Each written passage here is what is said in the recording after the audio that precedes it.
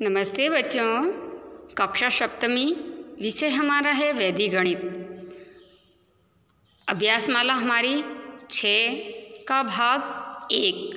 आज का हमारा प्रकरण है उपसूत्र आनुरूपण द्वारा वर्ग ज्ञात करना। आज हम उपसूत्र आनुरूपण के द्वारा 2 अंकों की संख्याओं के वर्ग किस तरीके से निकाले जाते हैं उसकी विधि के माध्यम से आज हम जानकारी करेंगे कि 2 अंकों की संख्या जो है 2 अंकों की संख्याओं का वर्ग हम किस तरीके से ज्ञात कर सकते हैं। आज हम इस अध्याय में इस भाग में हम जानना सीखेंगे कि अनुरूपण के द्वारा वर्ग किस तरीके से ज्ञात कर सकते हैं। तो हमारा प्रकरण है उपसूत्र के द्वारा वर्ग। तो उपसूत्र आनुरूपण के द्वारा आज हम वर्ग ज्ञात करना सीखेंगे। तो 2 अंकों के वर्ग इस सूत्र के द्वारा कैसे ज्ञात किया जाता है उसकी हम जानकारी करेंगे। तो सबसे पहले आनुरूपण क्या लिखा हुआ है? आनुरूपण। तो आनुरूपण का अर्थ क्या है? तो आनुरूपण का अर्थ है अनुरूप या समानुपात। उसके द्वारा हम आज वर्ग ज्ञात करना सीखेंगे। तो इसमें हमने क्या करना है, ठीक है। तो सबसे पहले हम देखेंगे कि हम विधि करेंगे। विधि के द्वारा हम वर्ग ज्ञात करना सीखेंगे। तो इसमें हम सबसे पहले 3 खंड बनाएंगे। देखो 2 प्रश्न है। पहला है 13 का वर्ग ज्ञात करना है, फिर है 97 का वर्ग ज्ञात करना है। इन दोनों को हम उदाहरण के माध्यम से वर्ग ज्ञात करेंगे।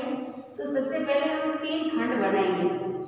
प्रथम खंड, मध्य यानी दूसरा खंड, फिर तीसरा खंड। हम 3 खंड बनाएंगे। अब हमको 13 का वर्ग ज्ञात करना है। 13 का क्या ज्ञात करना है? वर्ग।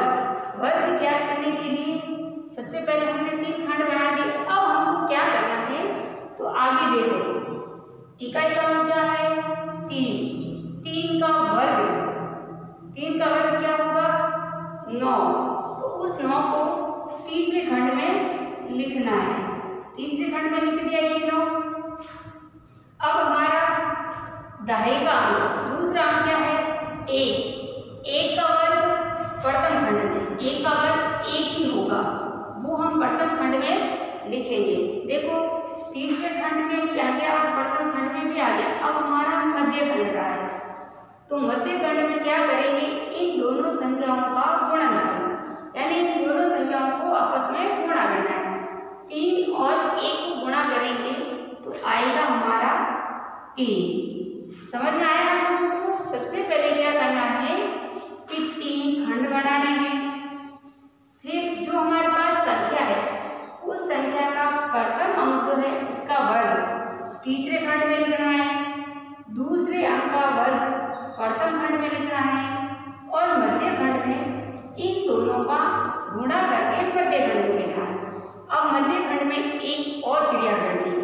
जो ये गुणनफल आया इसमें और एक गुणनफल को जोड़ेंगे। जैसे यहाँ 3 आया तो 3 को और यहाँ जोड़ेंगे। तो देखो तीसरे खंड में हमेशा 1 अंक ही होना चाहिए। तो यहाँ पे 9 हमारा 1 अंक ही है, तो 9। 3 और 3 6 और 1 का 1। तो हमारा जो 13 है, 13 का वर्ग होगा 169। ठीक है ना। तो देखो सूत्र आनुरूपण के द्वारा हमने आसानी से ये वर्ग ज्ञात कर लिया है। अब हमारा दूसरा उदाहरण क्या दे रखा है? 97। हमको 97 का वर्ग ज्ञात करना है। 97 का वर्ग ज्ञात करना है। तो सबसे पहले हम क्या करेंगे? सबसे पहले हम 3 खंड बनाएंगे। प्रथम खंड, मध्य खंड, फिर है तृतीय खंड। ये हमने 3 खंड बना दिए। सबसे पहले ये क्रिया करनी है कि हमको जो संख्या दे रही है उस संख्या का हमको वर्ग ज्ञात करना है। वो भी सूत्र आनुरूपण के द्वारा तो हमें 3 खंड बढ़ाने हैं, प्रथम खंड, मध्य खंड और तृतीय खंड। अब हमें आगे क्या करनी है, क्रिया करनी है।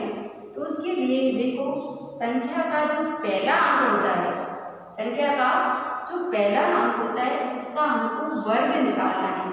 वर्ग यानी उस संख्या को उसी संख्या के साथ गुणा करना है। जैसे 7, तो 7 का 7 के साथ गुणा करेंगे, 7 सत्ते 49। तो यहाँ हम तीसरे खंड में लिखेंगे 49। देखो 7 का वर्ग हमने लिख दिया, कहाँ लिखा, तृतीय खंड में। अब हमारा दहाई का अंक क्या है, 9। तो 9 का वर्ग निकालना है, यानी 9 को 9 से गुणा करना है। 9 को 9 से गुणा करेंगे, 9 9 81। उस 81 को हम कहाँ लिखेंगे, प्रथम खंड में। कहाँ लिखेंगे, प्रथम खंड में। अब हमारे पास रहा मध्य खंड। क्या रहा हमारे पास, मध्य खंड रहा है। अब हमको मध्य खंड में क्या क्रिया करनी है, उसके लिए देखो 7 और 9, ये जो संख्या है हमारे पास 7 और 2 9, इसका हमको गुणनफल जो आएगा वो गुणनफल हमको मध्य खंड में लिखना है। यानी इन दोनों संख्याओं में आपस में गुणन क्रिया करनी है, यानी इनका गुणा करना है। 9 और 7 का गुणा करना है। तो 9 का पारा हम 7 बार बोलेंगे, तो 9 सत्ते 63। ये लिख दिया हमने 63। ठीक है, ये अब हमारी एक क्रिया पूरी हो गई है, पूर्ण हो गई है। अब हमें क्या करना है, जो हमारा गुणनफल आया उसको 2 बार जोड़ना है। कितनी बार जोड़ना है, 2 बार। एक बार तो यहाँ लिख दिया, एक बार नीचे और लिखना है। अब देखो 49 के 49 है, इनको जोड़ेंगे 3 और 3 6, और 6 और 6 12। ठीक है, और 81 के 81। अब देखो यहाँ तक आ गए हैं। अब हमें आगे क्या करना है, उसके लिए देखो हमारा जो तीसरा खंड है और मध्य खंड में जब हम उत्तर निकालते हैं तो हमारे तीसरे खंड से और मध्य खंड से एक एक अंक ही लिखा जाएगा। बाकी वाले जितने भी अंक है वो आगे वाली संख्या में जोड़ दिए जाएंगे। जैसे इसका पहला अंक क्या है, 9। तीसरे खंड का पहला अंक क्या है, 9। तो 9 मैंने यहाँ लिख दिया है। तो दूसरा अंक हमारा जो 4 है वो आगे वाली संख्या में जुड़ जाएगा।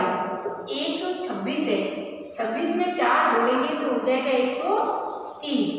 30 का हम यहाँ लिखेंगे 0, पीछे बच जाएगी हमारे पास 13। अब ये जो 13 बचे, क्योंकि इसका भी हमको एक अंक ही लिखना है, बाकी जितने अंक है आगे वाली संख्या में जोड़ देने हैं। तो हमारे पास हो जाएंगे 13। 81 में हम 13 जोड़ेंगे तो हमारा हो जाएगा 94। तो इस तरीके से हमारे 97 का जो वर्ग है वो है 9409। ठीक है ना। देखो एक बार अच्छे से कि 97 का जो हमने 3 खंडों के माध्यम से सूत्र अनुरूपण के द्वारा जो वर्ग निकाला है, ये क्रिया बड़ी आसानी से हम वर्ग निकाल सकते हैं। ठीक है ना। तो अब हम आगे चलते हैं। अब हमारे अभ्यास प्रश्न। तो अभी हमने उदाहरण के माध्यम से उपसूत्र अनुरूपण के द्वारा वर्ग ज्ञात करना सीखा। तो अब आपके सामने अभ्यास प्रश्न दिए हुए हैं कि सूत्र अनुरूपण के द्वारा वर्ग ज्ञात कीजिए। तो अब आपको ये 4 प्रश्न दे रखे हैं, इन चारों संख्याओं का आपको वर्ग ज्ञात करना है। ठीक है ना। इन चारों संख्याओं को आपको सूत्र अनुरूपण के द्वारा समूह बनाकर जो हमने उदाहरण के माध्यम से सीखा है उस माध्यम से आपको इन चारों संख्याओं का वर्ग ज्ञात करना है। इसको अपनी नोटबुक में अच्छे से शुद्ध सुंदर लेख में स्पष्ट शब्दों में इन प्रश्नों को आपको हल करना है। आज की हमारी अभ्यास माला यही समाप्त होती है। धन्यवाद।